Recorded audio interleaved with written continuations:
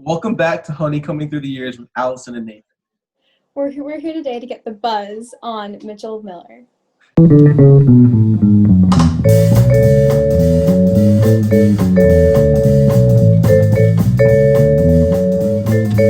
So we're here to talk to you about the role that you played in the Echo and your piece. Let's Start a War. Yes. So first off, what inspired you to write Let's Start a War? Well, it was back kind of when the election was going on. So I was really just satirizing a lot of the talk that was happening between Trump and Kim Jong-un. Just making fun of how over the top they both were and threatening to do things. So I just took it to the extreme. Did you have a favorite part about writing that, or a favorite piece that you want to talk about from it? I mean, the whole thing was just fun to write. If I'm being honest, there's not really anything specific that stands out. It's also been years since I've looked at it. Do you feel any different as a writer from now to when you were in high school, and did the Echo contribute to that? I feel like I've changed a whole lot as a writer in terms of what I write and how I write it. But I think the Echo is definitely that launch point to get me involved in everything. So, do you still write today? Yeah, I'm actually in a fiction writing class right now.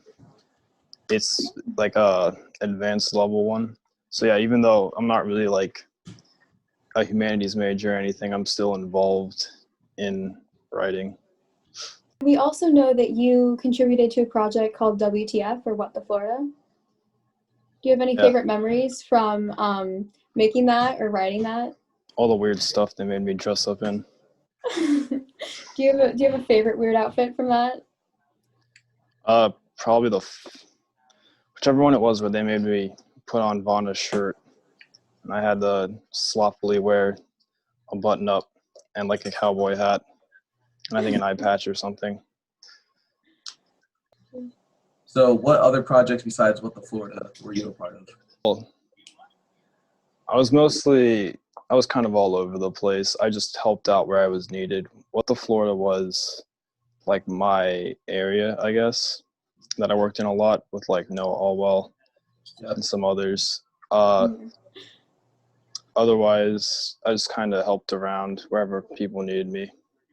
Yeah, we actually did an interview with Noah Allwell before you. Do you guys still keep in touch? You still have friends from the Echo?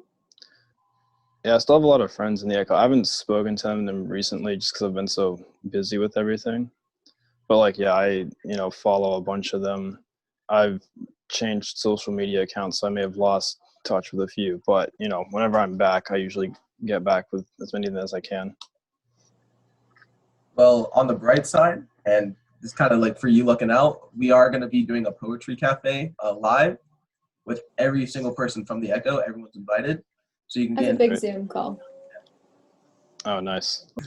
So is there anything in particular about the Echo that you would like to talk to us about, whether that's something that maybe a project you didn't like, or any failed ideas that you had as a writer?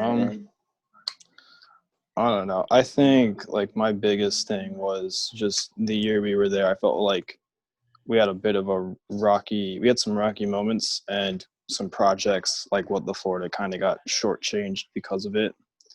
And I feel like there's a lot of really great ideas there, and we just need to work on implementing those ideas.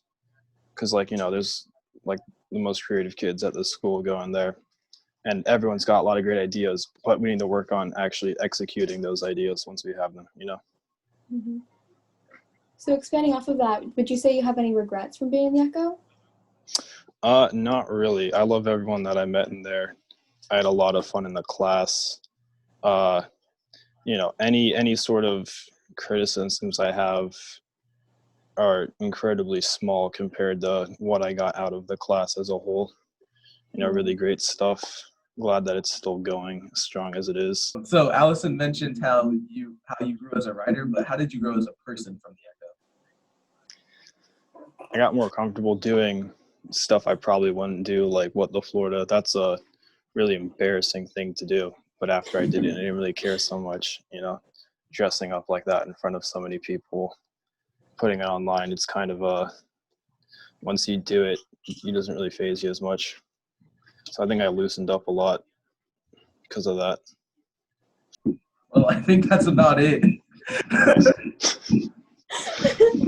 Thank you so much for letting us interview you.